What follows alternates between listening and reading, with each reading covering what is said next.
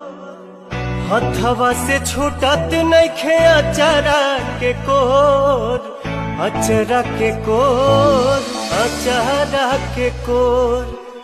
हथवा से छूटत नइखे अचारा के कोर, अचरा के कोर, अचरा के कोर।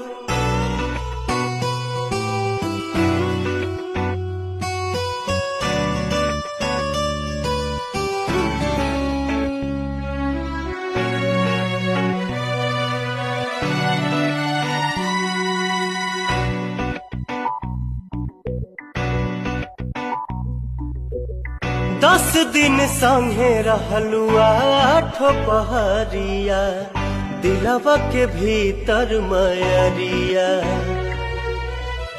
नैना से दूर होते छल के नैना,